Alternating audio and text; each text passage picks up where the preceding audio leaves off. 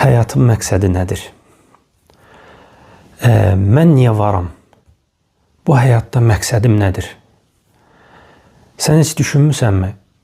Niyə bu dünyadasan? Niyə doğuldun? Niyə bir gün öləcəksən? Bu həyat sadəcə yeyib içmək, işləyib yorulmaq, sonra da yox olmaq üçün verilib. Bir telefonu düşün. O təsadüfən yaranmayıb.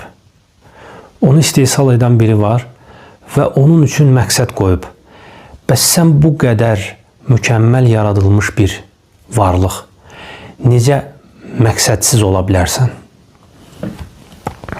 Quranda Allah buyurur, mən cinləri və insanları mənə ibadət etsinlər deyə yaratdım. Yəni bu həyat bir sınaqdır. Sənin bu dünyadakı məqsədin Yaradanı tanımaq, onu sevmək, onun razılığını qazanmaqdır.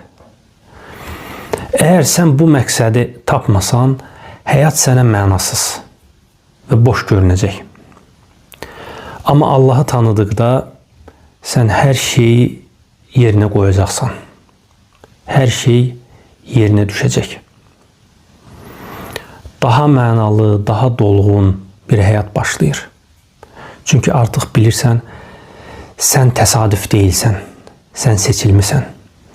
Çünki sənin özünə təsadüf deməyin ki, mən təsadüfən bu dünyada yaranmışam, insanlıq təsadüfən yaranıb. Bu sənin, bu insanların dəyərini aşağı salır. Amma sən uca bir məqsəd üçün yaradılmısan desən, seçilmisən desən, bu sənin dəyərini artırır. Bu barədə düşün.